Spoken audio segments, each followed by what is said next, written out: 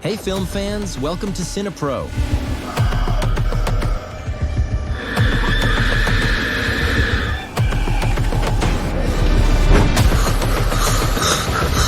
Your ultimate hub for all movie recaps. From heartwarming classics to the latest blockbusters. We start our film with a bald man who looked anxious because he was performing a certain ritual and asking some unseen power not to harm him. Then, the same bald man appears tied to a table, clearly terrified.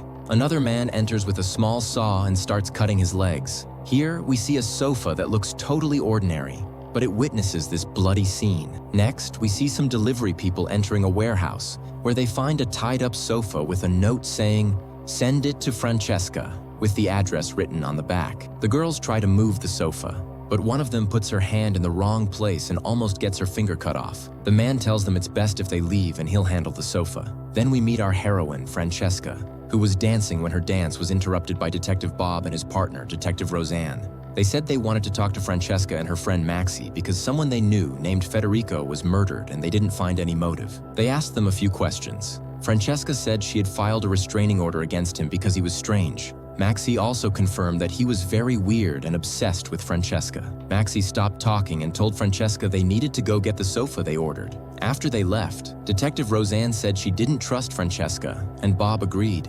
The delivery man went to deliver the sofa, but the man at the shop told him he was mistaken because no woman by that name lived there. He forgot that Maxie had a friend with that name. The man stayed with the delivery guy as he left, and when he saw the sofa, he suddenly felt something strange and decided to touch it. When he did, he had a vision of being in a forest where a man was chasing a woman. He snapped out of it. Anyway, the sofa arrived at Francesca's house. She got home and asked her fiancé to help her move it. At night, she was sitting on a chair drinking tea. At the same time, Maxie's grandfather felt that the sofa was possessed, so he started researching the topic online and found a YouTube channel by a man who believed in this stuff. The next day, Francesca woke up and found a beautiful breakfast on the sofa, so she thought that her fiancé prepared it. The police kept the investigating and discovered that Federico, who died, was expert at voodoo, which is a religious belief. The police summoned Francesca again, and here we discover a secret. All the men and some women feel a strange attraction toward Francesca,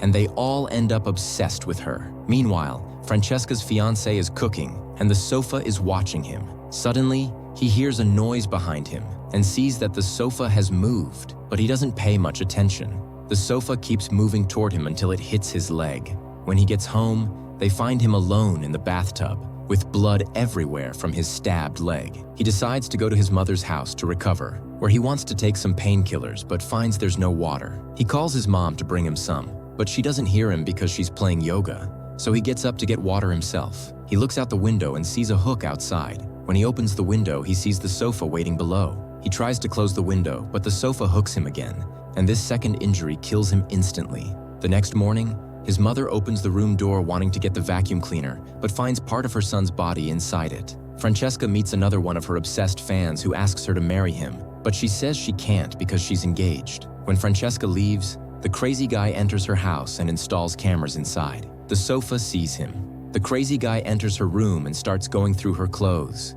The sofa also enters the room and hits him with an iron. The detectives tell Francesca that her fiancé is dead. They suspect a murder, so they decide she should stay at a hotel, thinking one of her obsessed male fans might be the killer. Maxie leaves her alone. At the same time, Maxie's grandfather and his friend are trying to figure out who took the sofa, knowing that whoever has it is in danger. His friend remembers that Maxie's friend Francesca has the sofa. So Maxie's grandfather calls her and tells her they must destroy it. Maxie says she always felt something strange about the sofa and that Francesca has been acting weird since she bought it. Maxie decides to go to Francesca's house to get the sofa. Of course, the sofa does what we all expected.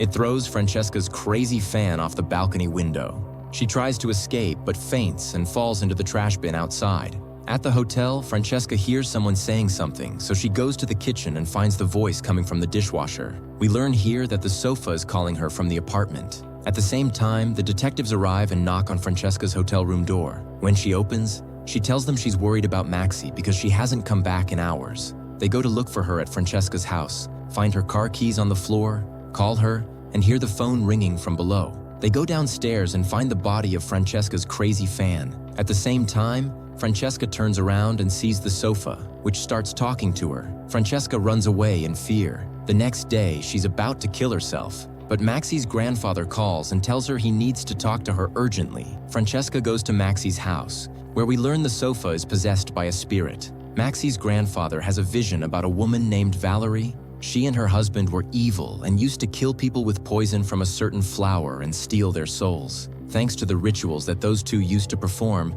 Valerie had the ability to possess any man, and not just men, but even women, to the point of obsession. Valerie's husband was caught and burned, but Valerie managed to escape. When they were about to catch her, she cut off her own head, and all of this happened in front of a peasant woman named Mary, who was immediately possessed by Valerie's spirit. This peasant woman is the mother of Francesca's grandmother. At that moment, Francesca began to understand everything and said that now everything happening made sense and had a specific reason, because her great-grandmother, grandmother, and mother all shared the same trait: people's obsession with them. Grandpa Maxie told her that Valerie's spirit remained from generation to generation and that this spirit was present in the couch. Valerie's spirit gained power and wanted to take complete control over everything, so they decided to make a wooden box to try to imprison the spirit inside it. After that, Francesca had a vision where everything was red and there was a mirror. When she approached it, she saw Valerie next to her. Francesca looked back at the mirror but found that she looked like Valerie and tried to kill herself at that moment. Grandpa Maxie woke her up and asked her to give him the box, but she took it and said she was going to kill the couch. Grandpa Maxie meant that he wanted the medicine box. The couch started moving by itself. Francesca reached home, put the box down, and asked the spirit to enter it. But of course, the spirit ignored her. So Francesca started pouring gasoline on the couch and lit a match. But every time she lit a match, it went out by itself. At the same time, the detective managed to find out who cut off the legs of the bald man because they found his DNA at the scene. Of course, he was interrogated and asked why he killed him, but he said he didn't kill him. The bald man asked him to cut off his legs because he wanted to sit on the couch, but his legs wouldn't fit. When Detective Bob found this out, he called Detective Roseanne, and they went straight to Francesca's house. When they entered, they found the couch about to harm them, so they shot at it. Half of it fell to the ground, revealing its deformed face. Francesca went to the bathroom and tried to take some pills, but they fell to the ground. When she bent down to pick them up, she was surprised by a woman who entered through the door and made her run. This was Valerie's spirit possessing her. Maxie woke up, got out of the trash can, and went to Francesca's house to check if she was okay. There was a piece of glass in the middle of her head, but she felt fine. Then we see Francesca and Detective Bob together. She made him a cup of tea and put a flower in it, the same flower Valerie used for poisoning. Detective Bob died at that moment. At the same time, Detective Roseanne was gathering all the documents related to the couch. Then she received a call from the morgue, saying that there was something wrong with Valerie's corpse because her body had only been decomposing for 2 weeks. The detective couldn't believe it because she had shot her just 2 days ago. Maxie started researching more about spirits and found out that the spirit could possess another body.